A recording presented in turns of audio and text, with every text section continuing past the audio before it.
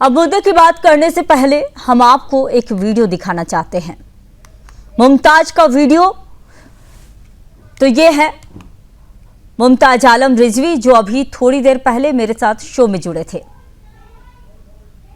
बह जाएगा, लाशें गिर जाएंगी। अब कहां से आप ये बयान लाए? मैंने नहीं देखा, आप दिखाइए बयान। वो कहाँ है? कोई फुटेज है? कार से कहा जा रहा है, मुझे नहीं पता किसने कहा खून बह जाएगा, लाशें गिर जाएंगी। अब कहां से आप ये बयान लाए? मैंने नहीं देखा, आप दिखाइए बयान। वो कहाँ है? कोई फुटेज है? कार से कहा जा रहा है, मुझे नहीं पता किसने कहा खून बह जाएगा, लाशें गिर जाएंगी। अब कहां से आप ये बयान लाए? मैंने नहीं देखा, आप दिखाइए बयान। वो कहाँ है? कोई फुटेज है? कार से कहा जा रहा है, मुझे नहीं पता किसने कहा खून बह जाएगा, लाशें गिर जाएंगी। अब कहां से आप ये बयान लाए? मैंने नहीं देखा, आप दिखाइए बयान। वो कहाँ है? कोई फुटेज है? कार से कहा जा रहा है। तो ये है मुमताज आलम रिजवी, जो अभी थोड़ी देर पहले मेरे साथ शो में जुड़े थे। और जब इनसे हमने कहा कि अवैध मस्जिद पर अगर कार्रवाई हो रही है तो इसमें दिक्कत क्या है, तो जनाब कहते हैं कि प्रूफ दीजिए। लाशें बिछाने की बात किसने कही और कब कही? मैं उन्हें आज एक बात बताना चाहती हूं कि सुदर्शन न्यूज बिना साक्ष्यों, बिना प्रमाण के बात नहीं करता। और मैं उनसे पूछना भी चाहती हूं कि ये बात अगर बोली गई हो तो क्या अगर इस अवैध मस्जिद पर कार्रवाई होती है तो मुमताज आलम रिजवी सरकार का समर्थन करेंगे? क्या वो खुद जाकर इस मस्जिद पर हथौड़ा चलाएंगे? दरअसल एमपी की राजधानी भोपाल में बड़ा तालाब इलाके में दो मस्जिदों को पहले जिला प्रशासन फिर एनजीटी ने अवैध घोषित कर दिया है। इनके नाम दिलकश और भदभदा मस्जिदें हैं। एनजीटी का कहना है कि इन मस्जिदों ने सरकारी और तालाब की जगह कब्जा कर रखी है। इससे कानूनी तौर पर हटाने की बात चली तो गैर कानूनी बयानबाजी मुस्लिम पक्ष से शुरू हो गई। उधर से साफ ऐलान हुआ कि अगर हाथ लगा तो खून बहेगा। लाशों से गुजरने तक की धमकियां खुलेआम मिलने लगी। सवाल साफ है कि ये लोग किसकी लाशें गिराने की बात कर रहे हैं। अगर पुलिस ने मस्जिद में घुसी तो आप उसके साथ क्या करेंगे? और शहर की जनता को चैलेंज देकर आप क्या साबित करना चाहते हैं? किसी मंदिर और मस्जिद पे भोपाल की छेड़ा तो लाशों पे से गुजरना पड़ेगा हमें। अगर किसी मंदिर और मस्जिद पे भोपाल की छेड़ा तो लाशों पे से गुजरना पड़ेगा हमें।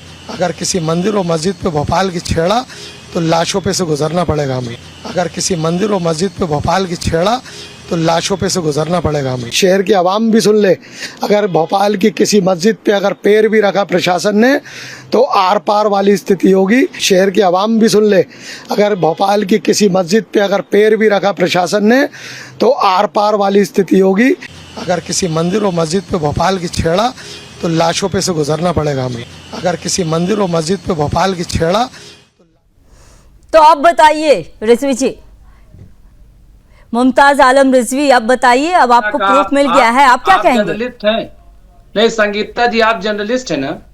अरे आप मुझे पत्रकार फिर वही है ना, जब आपसे जवाब मांगो तो आपके पास जवाब नहीं होता है, आप सीधा सवाल करने लग जाते हैं। आप मेरे पत्रकारिता पे सवाल मत उठाइए, बस आप इतना बता दीजिए जो ये बयान आया है इस पर आप क्या कहेंगे? अभी जो मैंने आपको बयान सुनाया, मस्जिद की बात नहीं कही, मंदिर की बात कही। एक मिनट सुनिए। अरे मुमताज आलम, सीधा ये बताइए ना कि किसकी लाशें बिछाने की बात की जा रही है। आप ये बताइए, आप मुझे पत्रकारिता मत सिखाइए, आपसे सीखने के लिए मैं यहाँ नहीं आई हूँ। आपको सवाल आपसे पूछा जा रहा है, बस इतना बताइए कि ये अभी आप तो प्रूफ करने के लिए बोल रहे थे, आप सीधा बोल रहे थे कि ये बातें सही नहीं है। आप ये बोल रहे थे सही नहीं है, आप सीधा ये बोलिए ना। जिंदगी भर सीखता है, जो सीखना बंद कर देता है उससे बड़ा जाहिल कोई नहीं होता।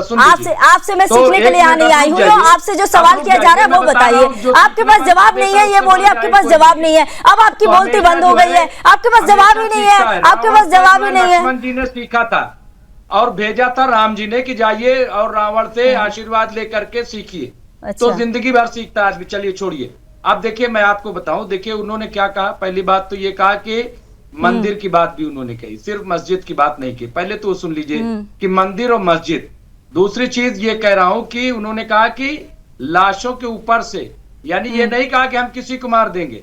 ये मुहावरा होता है कि हमारे लाशों के ऊपर से जाना पड़ेगा अगर मस्जिद, यानी आप हमें मार दीजिए तब आप जाइए, हमारे जीते जी नहीं। नंबर 2, फिर तीसरी चीज हमने कही थी जो आपने वो तो दिखाया नहीं, मैंने कहा था कि कोई भी अगर खून खराबे की बात करता है, कत्ल गारतगरी की बात करता है, हम उसको सपोर्ट नहीं करेंगे, नंबर 1।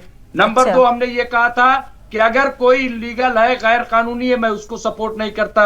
हमारी सरकार है, हमारी अदालत है, हमारा संविधान है, हम उसके तहत हर जगह लड़े। ठीक है, आप सपोर्ट नहीं करते हैं तो अभी कैमरे के सामने आप ये बोलिए कि अगर ये अवैध निकला और इस अवैध निकलने के बाद आप खुद जाकर मस्जिद पर हथौड़ा चलाएंगे और आप सरकार का समर्थन करेंगे, आप ये अभी टीवी स्क्रीन पर बोलिए, कैमरे के सामने बोलिए आप। नहीं, बिल्कुल नहीं, मैं क्या आप खुद हथौड़ा चलाएंगे? गैर कानूनी बना है, सुनिए, मैं कह रहा हूं तो बिल्कुल गैर कानूनी नाजायज तरीके से अगर मस्जिद बनाई गई, बिल्कुल हटा लेना चाहिए, बिल्कुल उसको खत्म कर देना चाहिए, क्योंकि नाजायज जगह पे मस्जिद बन ही नहीं सकती।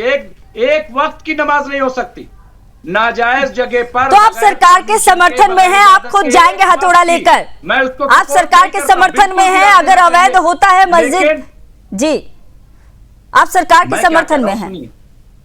मैं कह रहा हूं कि आप जैसे, मैं किसी की जमीन है, मान लीजिए किसी का खेत है और मैं गुजर रहा हूं, तो वहां अगर हम नमाज पढ़ना चाहते हैं तो ऐसे बगैर परमिशन के, इजाजत के वहां नमाज नहीं पढ़ सकते, वो नमाज ही नहीं होगी। ये है शरीयत, ये है इस्लाम। तो इसलिए अगर कोई वहां पे नाजायज तरीके से कहीं कुछ बना रहा है, मस्जिद बना रहा है, बिल्कुल गलत है।